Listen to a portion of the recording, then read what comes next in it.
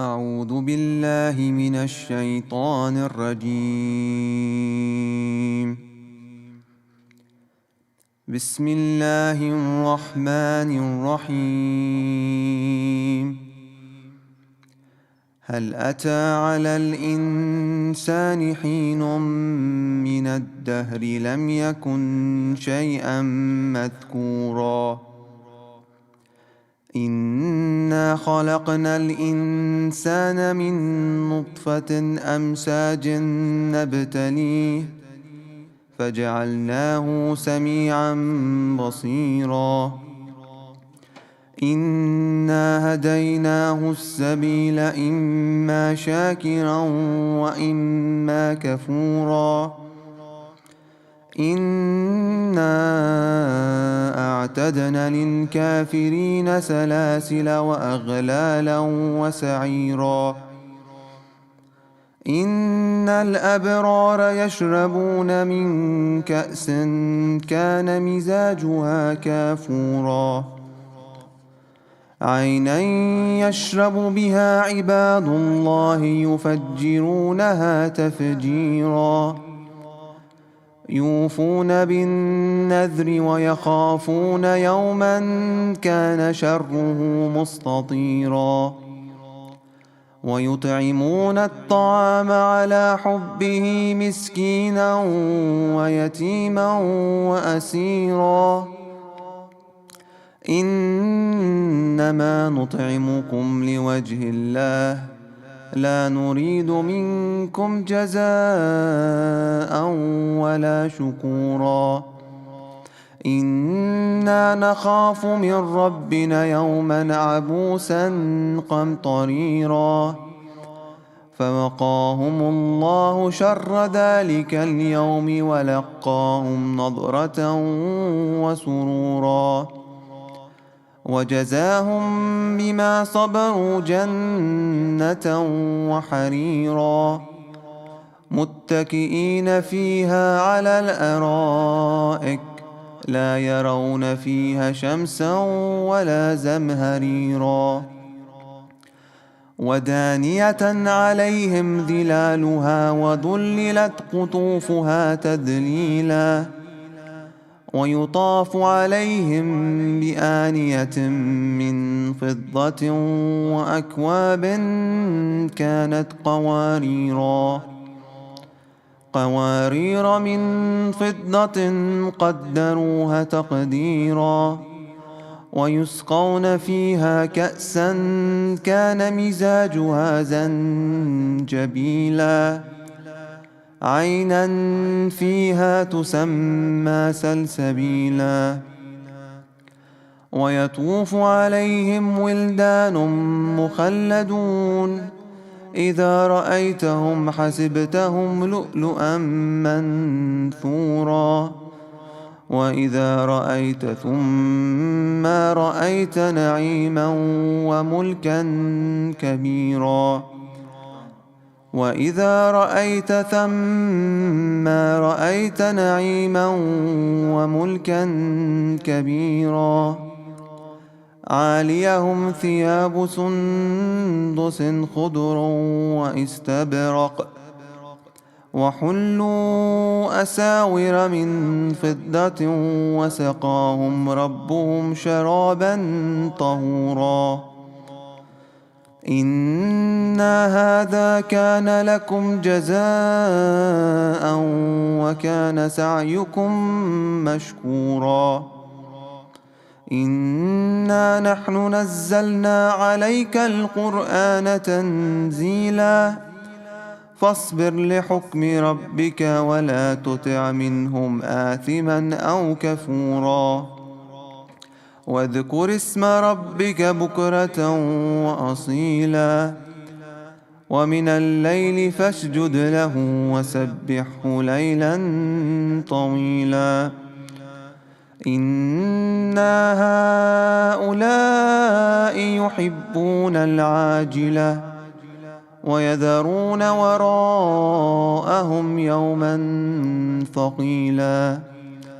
نحن خلقناهم وشددنا أسرهم وإذا شئنا بدلنا أمثالهم تبديلا إنا هذه تذكرة فمن شاء اتخذ إلى ربه سبيلا وما تشاءون إلا أن يشاء الله إن الله كان عليما حكيما يدخل من يشاء في رحمته والظالمين أعد لهم عذابا أليما صدق الله العلي العظيم وصدق رسوله الكريم وإلى أرواح المؤمنين والمؤمنات والشهداء والعلماء رحم الله ومركز سورة المباركة الفاتحة مسبوقة بالصلاة على محمد وآل محمد.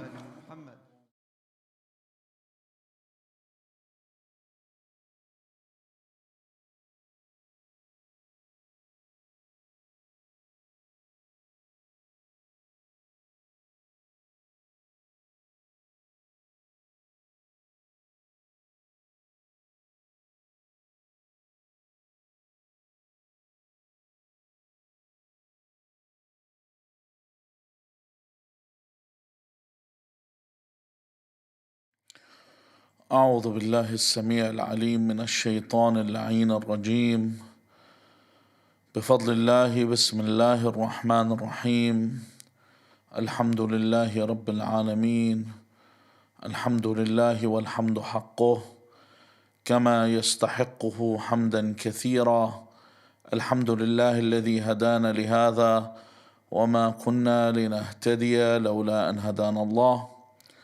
اللهم لعن أول ظالم ظلم حق محمد وآل محمد وآخر تابع له على ذلك.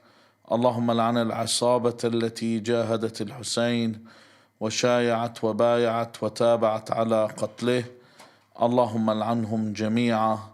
ثم الصلاة والسلام على خير خلق الله أجمعين محمد. اللهم صل على محمد وآل محمد وعلى أهل بيته الطيبين الطاهرين واللعنة الدائمة على أعدائهم أجمعين إلى قيام يوم الدين. One of the events that took place this week was the event of mental health awareness, and it was only given a day. Had it been some other cause, they would have given it a whole month. Even though this cause is one of the biggest illnesses, or this day represents one of the biggest issues that affects Australians' lives today. See, but there's a difference between what we call a mental health problem and what we call a mental illness. Because a mental health problem is common and it can be experienced temporarily as a reaction to one of the stresses of life or one of the problems that we experience. Mental health problems, unlike mental illnesses, are less severe, but they may develop into a mental illness if they're not effectively dealt with. And like I said, depression is one of the biggest health problems worldwide. And this stems from or this is considered one of the mental illnesses that are around.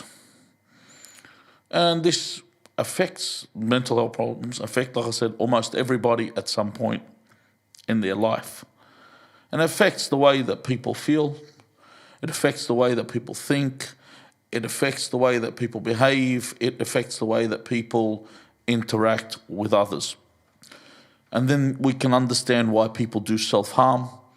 Like on Google, I think a couple of days ago, when you click on Google, they usually have an image of someone that's benefited or was detrimental to humanity, but they say benefited them.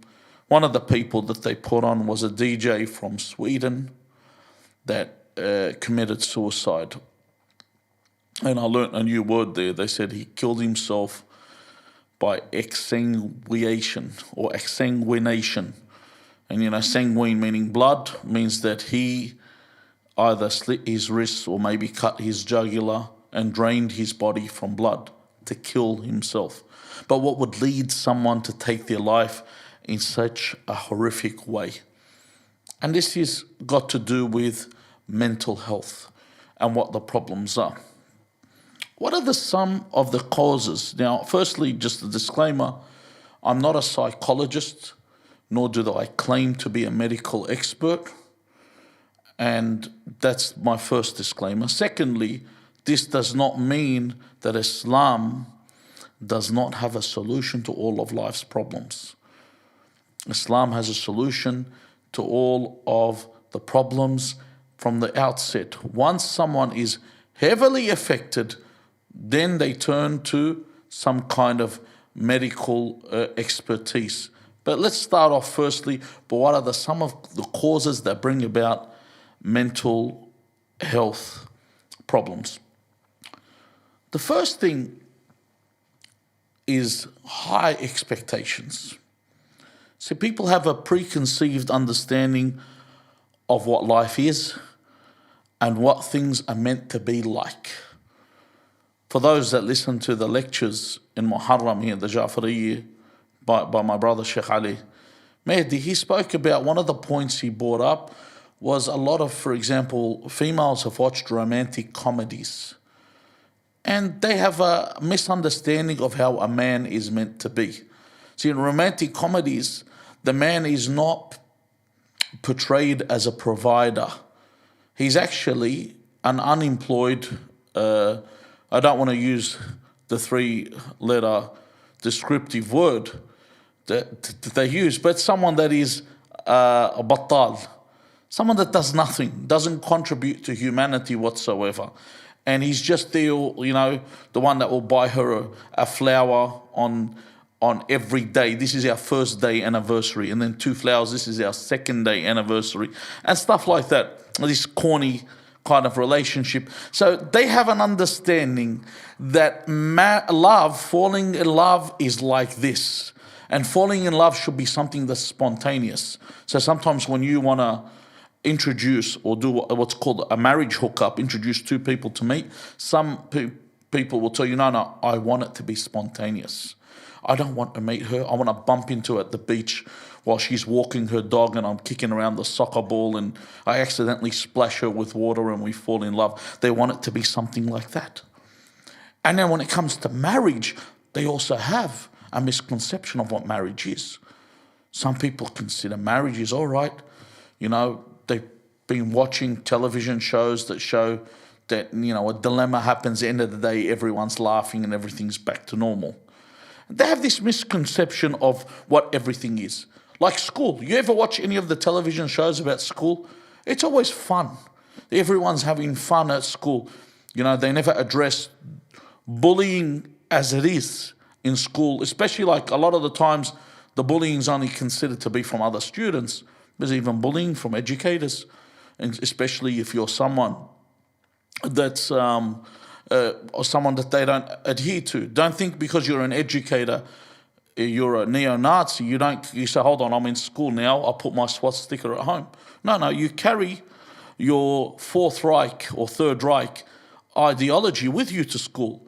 Just as you're seeing today, the white man policy is still, the white Australia policy is still thriving in Australia.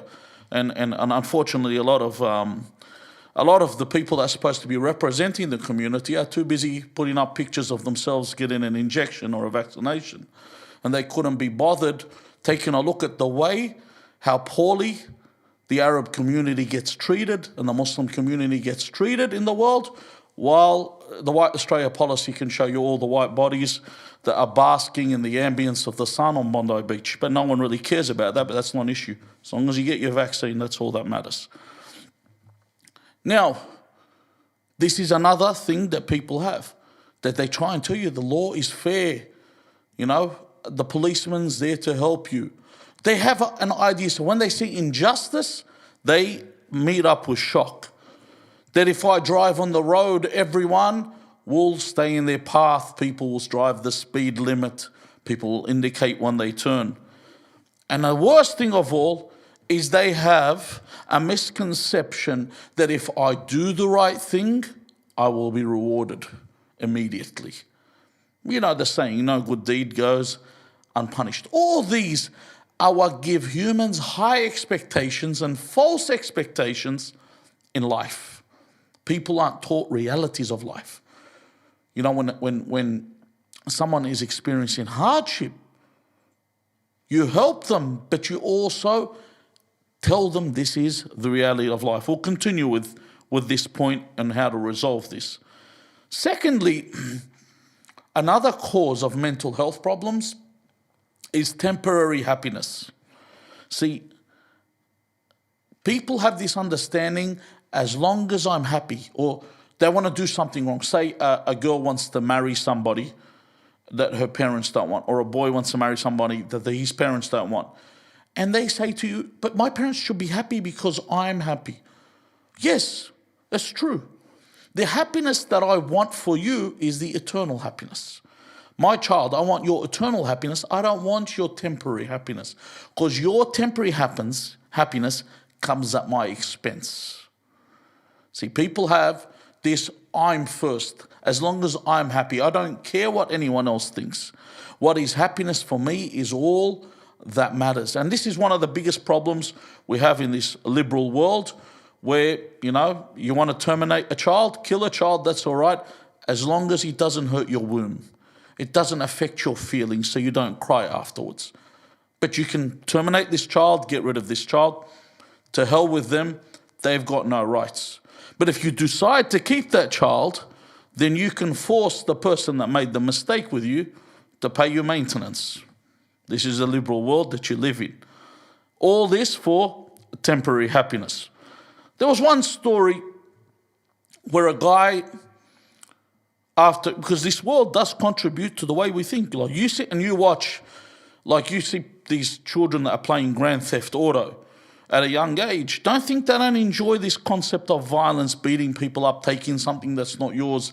And that's why in the past, the bad guy would always lose. And I think it was until 20 years ago where the bad guy, people actually start, 20 or 30 years ago, people used to actually start rooting for the bad guy, even based on his badness. Like, for example, even the Godfather.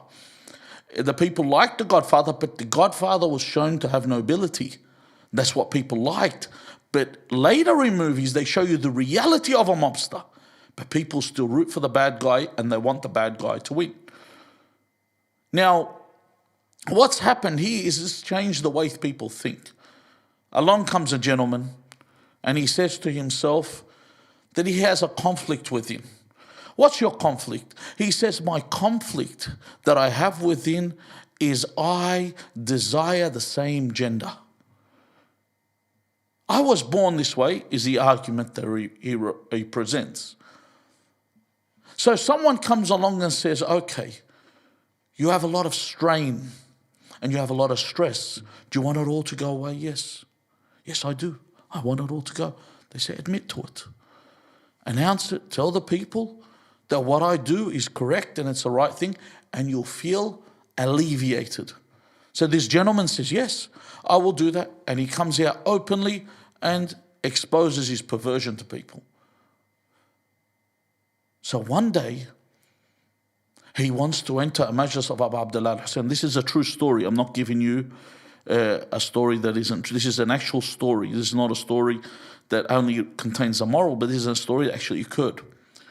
And then he says he attends the majlis of Abu Abdullah al-Hussein, Ashura, and he says, I have a conflict within me. What's this conflict? He says, how can I like Imam Hussein and he is against what I do and the way I act? Because obviously he is trying to love Imam Hussein, but he's doing the actions of Yazid. Yazid was past that. It wasn't only the same gender he was into, he was also into family and animals and whatever he could find that had a heartbeat. But that's the issue when it comes to this point. So he said, one night I sat and I made dua and said, "Oh Allah, remove the love of Imam Hussein from my heart." Rather than do dua to remove this filthy perversion that he is leaning towards, he decided to remove Imam Hussein alayhi salam. And what's left is a feeling of emptiness afterwards. There's no point. Why? Because he wants this temporary happiness. And this is what leads to these mental health problems. So how do I treat mental health and how do I help? Remember I'm talking about the mental health problems and not mental illnesses. Yeah, we're talking about the way to prevent it before it requires other issues. And once again, a disclaimer, I'm talking from a religious perspective and not a medical perspective. So how do I treat mental health and how do I help these people? And most mental health problems can be effectively treated. And one of the most important things is recognizing the early signs and symptoms of mental issues. To recognize them right from the very beginning. Because the earlier a treatment starts with anything, the better the outcome is going to be. It's difficult because we mask these problems. We tend to have a cyber identity and we have a superficial facade that we show the people that I'm happy, we're enjoying life. So we wing life and people think, oh, he's a normal person, he's like us. And they don't realize that they have an internal problem that no one is aware of. And it's rare for someone that actually has a mental illness for you to tell them to just use their strength and willpower to remove it, because that doesn't work. And if you suggest this, it's not helpful to them in any way. So what do I do to deal with mental health? How do I work with this? Because the mental health problems, they originate from things that happen in life. And like I said, this is due to misconception of what life is all about. Number one, places of worship, congregations of worship, or even reminders. Well, like those that are listening right now, listening to reminders, and to remember what you are actually here for. What's the purpose of me being in the dunya? And everyone requires, and when we say maw'idha or an exhortation, everyone requires a reminder and an exhortation. Everyone does. There's no one, it's for young, old, male, female, lay person and scholar. Everyone requires this. They would say that Sheikh Murtada al-Ansari, rahmatullah alayh, one of the ulama of the 18th and 19th century, would tell the people, let us go to the congregations of exhortation because our hearts have become hardened. I need this enlightenment. I need to listen to a lecture. I need to listen to a reminder. So the first thing is to listen to reminders or attend places of worship. Obviously, after the lockdown, right now at home, you watch like you're watching online through the streaming. Number two, and this is something Allah reminds us of the Quran, and it's something of utmost importance in everything in our life. And that is patience. Allah says in the Quran, Ista'inu bis-sabri was-salat. Inna Allaha ma'as-sabirin. Allah says seek support, seek help with patience and prayers. Allah is with those that are patient. Just be patient. Some people, they want things to happen immediately. They apply for a job, but they want to be the CEO on the same day. They begin the day at school, they want to get home on the same day. They get home, say, Mum, I'm hungry. They expect the food to be in their belly immediately. They want everything right now. And in fact, this is why today's society, take a look, how many people endure watching things? People go mad. You turn on YouTube, an ad comes on. What happens to you? You know, honestly, think about this. The ads on YouTube, how long are they? The longest ad, 15 seconds? And then even with the double ads, one ad is 6 seconds, one ad's 5 seconds. You can tell I've been studying this. You know, you can skip the ad, get away with it. When I was a child, we used to watch minutes of commercials. We'd sit there and watch them. That was part of TV. You watch TV, there's an ad. One ad finishes, the next ad. There's about 4 or 5 ads before your program starts again. You would just sit there and watch patiently. You'd make use of your time while the ad is passing by. But now, if you take a look at when someone makes a video on YouTube that's 15 seconds, 20 seconds, look how many millions of views they have. Because people want that quick fix. People want things to happen so quickly, they don't have the patience for anything. And remember when I talk, I always talk about myself first and foremost, before I talk about anybody else. That we want things to happen immediately. The second thing I said is patience. The first one is the congregations and the reminders. The second thing is patience. The third thing is looking out for one another. Be, as the Christians would say, be your brother's keeper. Number one, call people. You're at home, call someone. Begin with your family. Someone you haven't heard from, call them. Salaamu alaikum, how are you? Ask them about how they are. Ask them how they've been keeping. And listen to them when they talk. You actually sit there and listen and advise them if you know how to advise. If you're the type of person that someone's about to kill themselves and your advice gives them the rope, you shouldn't be giving people advice. Direct them to someone that can give them advice. Direct them to someone that will change the way that they feel. It's so important for you to ask them and to actually listen to them. So a lot of the times people aren't listening to them. And this is your duty to ask about your brother's welfare. To ask about the ones around you, how they are feeling, what they're doing, that you require to do this. Number 4, another thing I need to know is that the grass is not greener on the other side. Doesn't matter which side you're on, the grass is never greener. That I need to look at everyone and assume that their plight is like mine or worse. They've all got issues. They've all got problems. And we are all in this together. You know, someone says, oh, this lockdown is terrible. Well, it's upon everybody too. Everyone's in the same boat, my friend. Unless you're living in the eastern suburbs or the Shia. But everyone else is in lockdown. Everyone else is experiencing the same thing.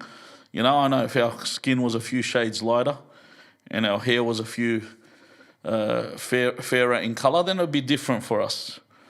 So anyway, when you look at the plight of others, one video I remember watching for Mike Tyson, when they asked him about the death of his daughter.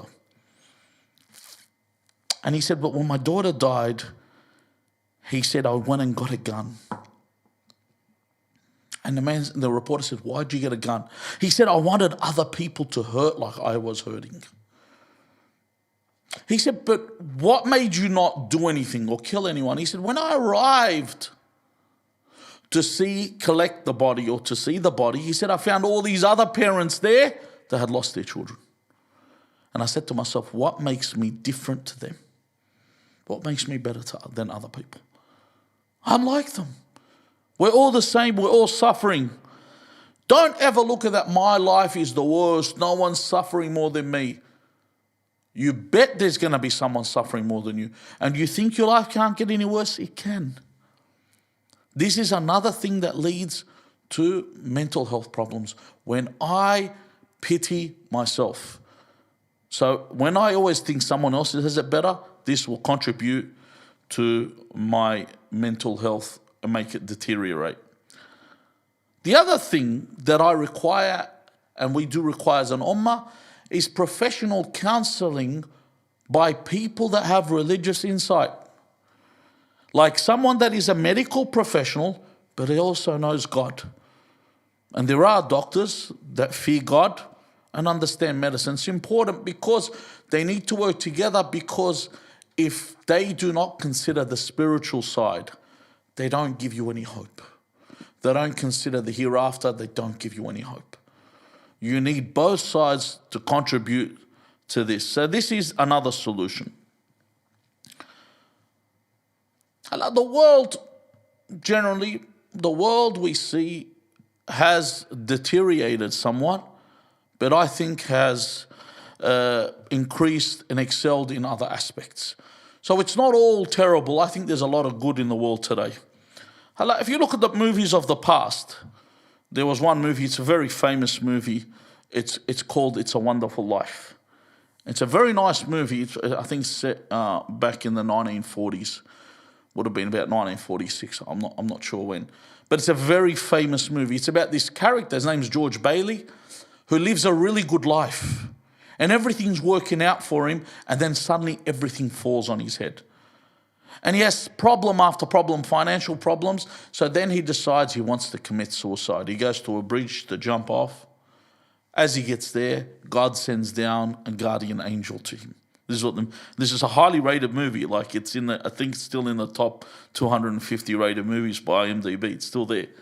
So this angel comes and shows him what his past and how good the favors of God have been upon him, and what will happen if he leaves his family. A bit like Ebenezer Scrooge in A Christmas Carol for Charles Dickens. A bit like that kind of story. But the point of this story is it gives you hope. So movies were produced in a way to help people and give them hope in life. Faith has been lost in schools.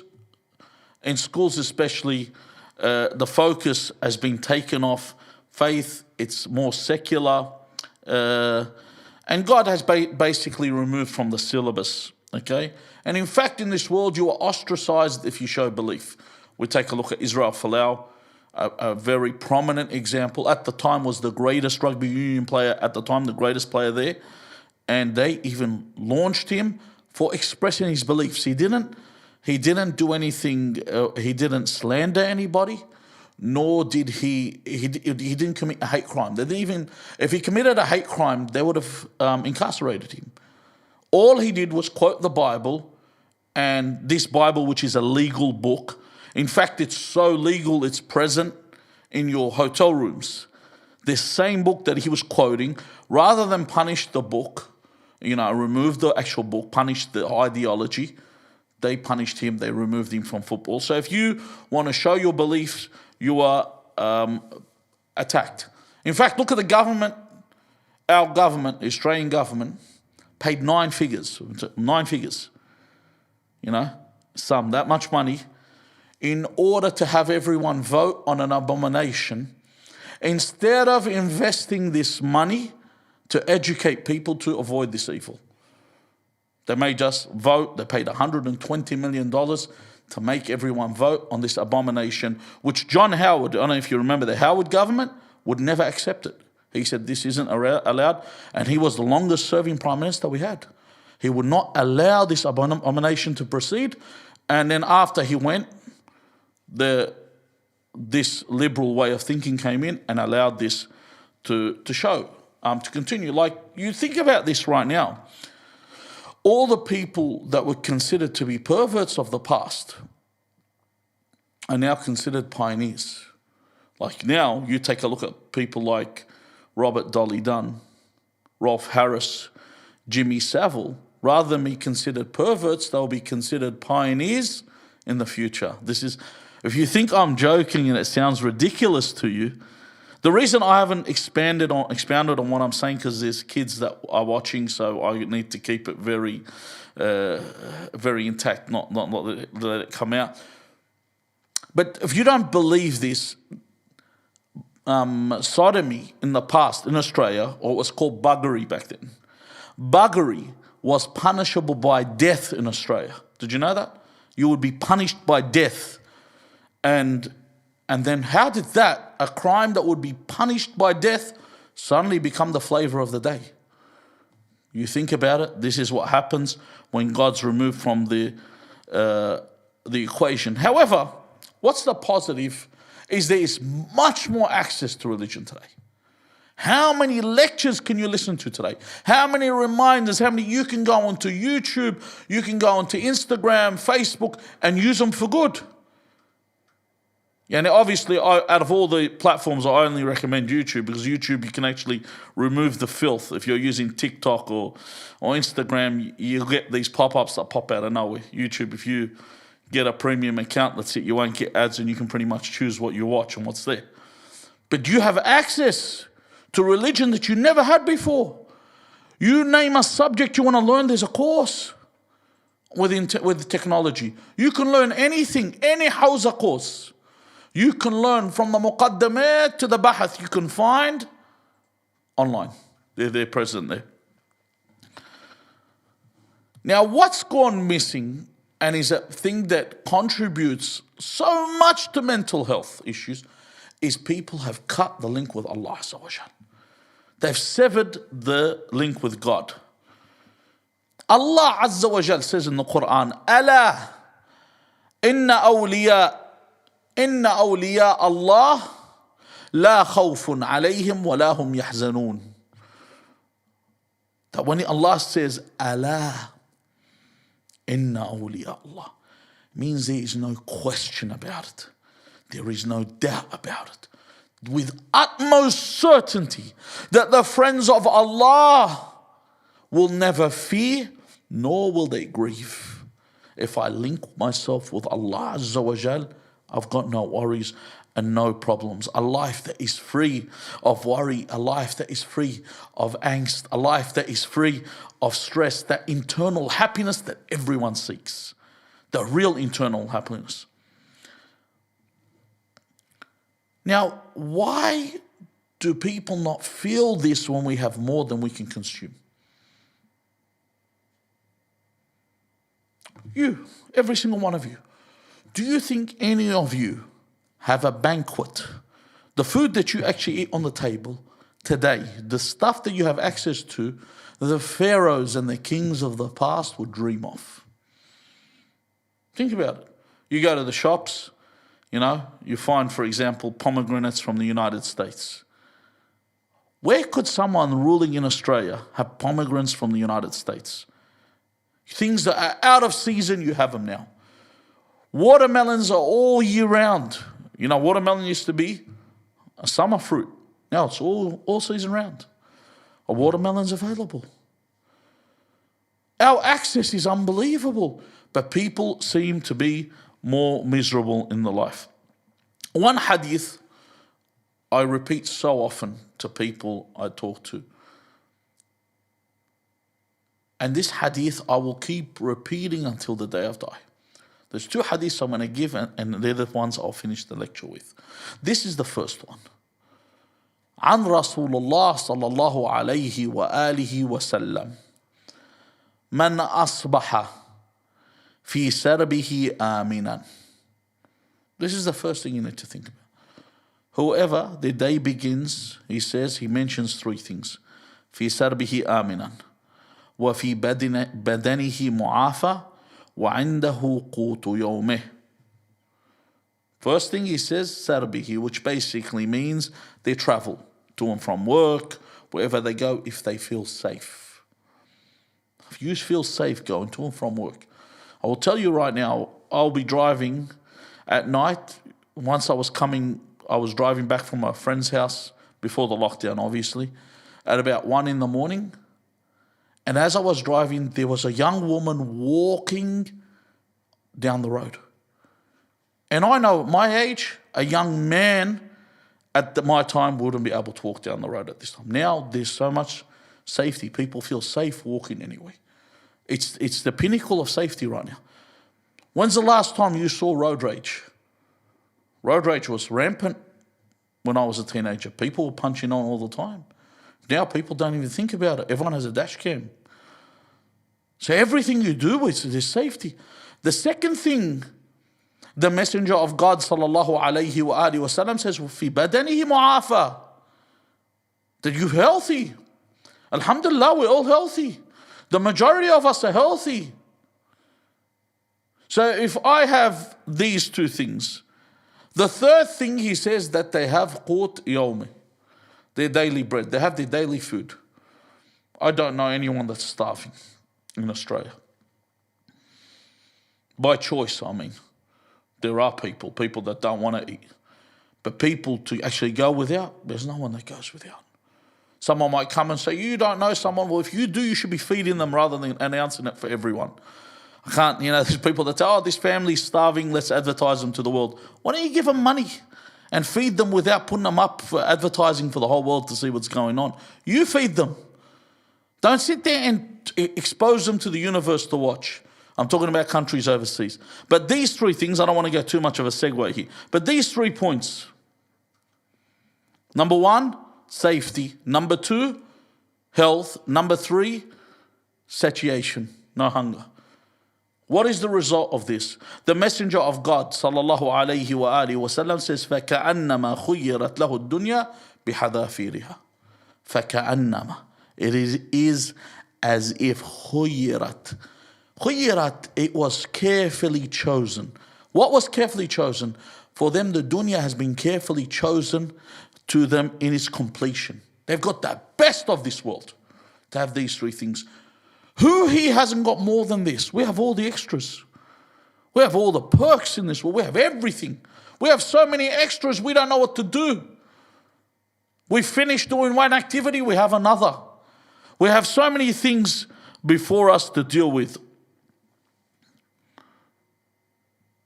In fact, when Allah mentions in the Quran about Quraysh, He says He provides them with 2 main blessings. الَّذِي أَطْعَمَهُم مِّن جُوعٍ وَآمَنَهُم مِّن خَوْفٍ.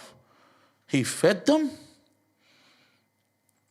satiated their hunger, and then He gave them protection from fear, made them not afraid. These are what we should be expecting, yet we get more than this. There are things we should limit, or in fact, if we can, totally avoid. And I repeat these often to people. Stop watching the news. Limit what you watch on the news. Remember, the news is not reporting what takes place every day. The news reports the worst things that happen committed by the worst people and the worst actions that take place.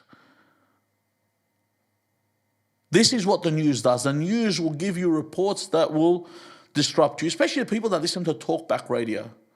Once again, I've probably mentioned this more than a dozen times. I've mentioned talkback radio and people that listen to talkback radio.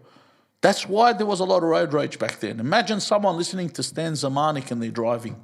I'm surprised they don't put their head through the window while they're listening, if they listen to any of these. The other thing is that we have is we never remember the news. They never remember the names of the victims. All they talk about are the criminals. In fact, up to today, we know who the criminals are. We don't know who their victims are. And then there's your social media.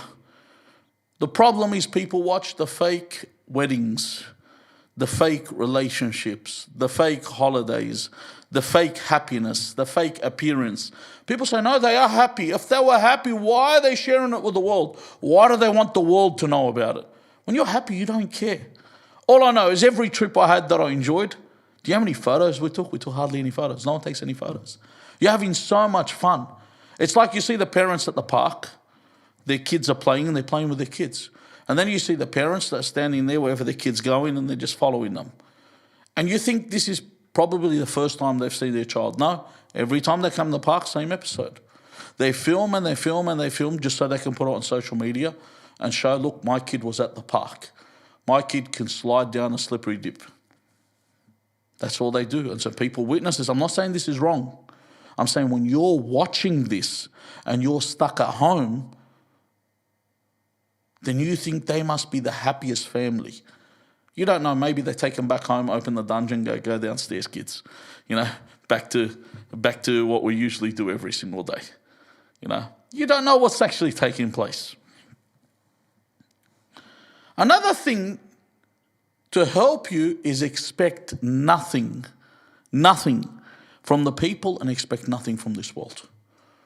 Anything you receive will be a bonus. Expect everything from Allah. Expect only the best from Allah and you will receive it.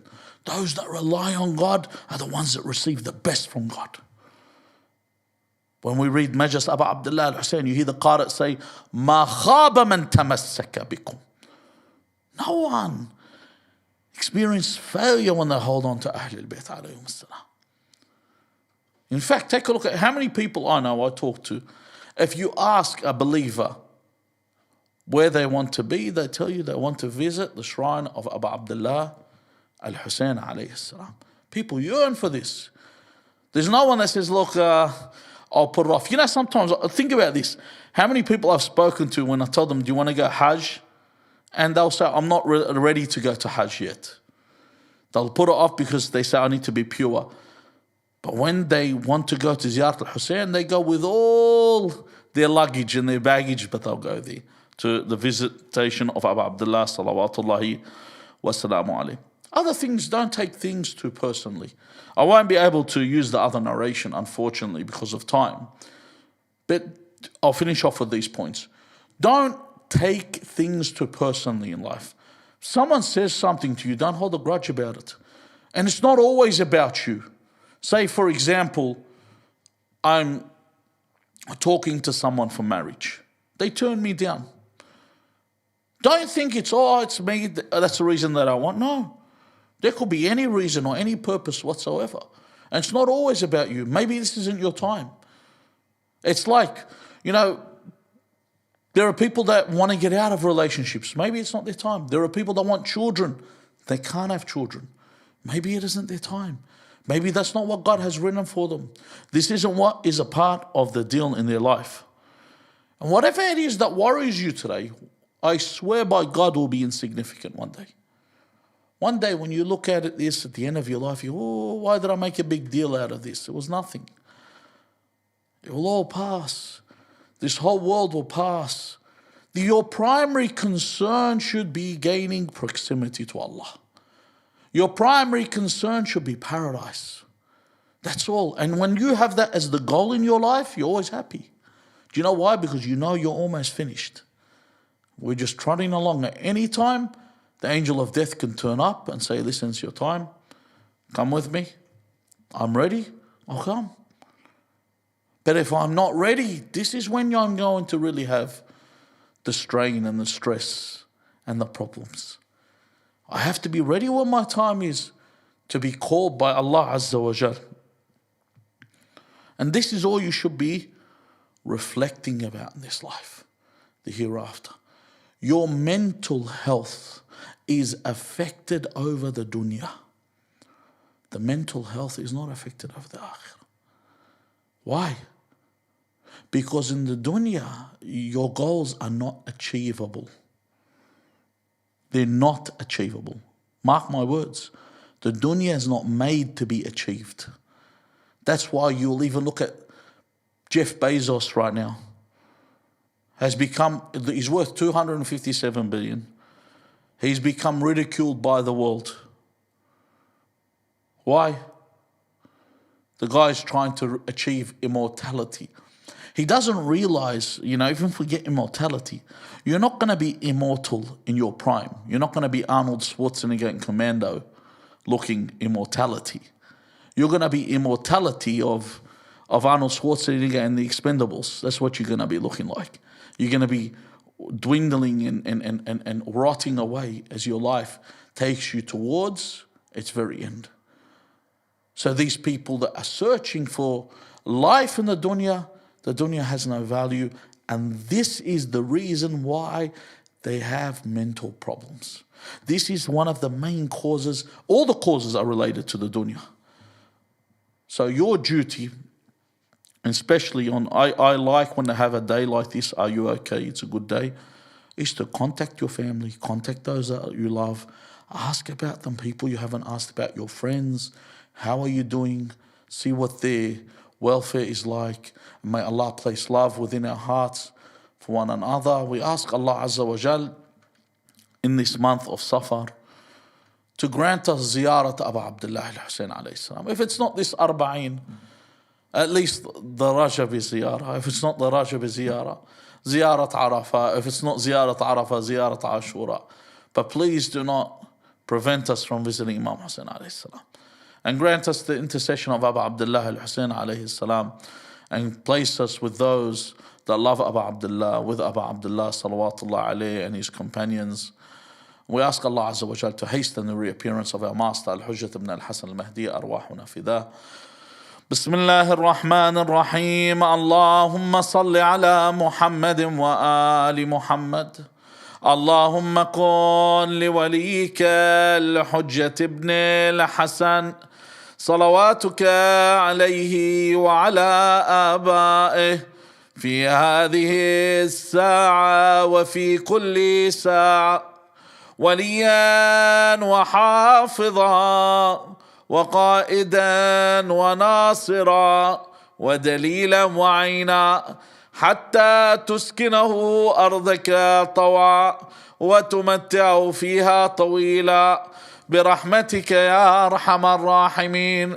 السلام عليك يا أبا عبد الله وعلى الأرواح التي حلت بفنائك. عليك مني سلام الله أبدا ما بقيت وبقي الليل والنهار، ولا جعله الله آخر العهد مني لزيارتكم. السلام على الحسين وعلى علي بن الحسين وعلى أولاد الحسين وعلى أصحاب الحسين ورحمة الله وبركاته، وإلى أرواح المؤمنين والمؤمنات، وإلى أرواح موتانا وموتاكم. رحم الله من قرأ سورة المباركة الفاتحة مع الصلوات.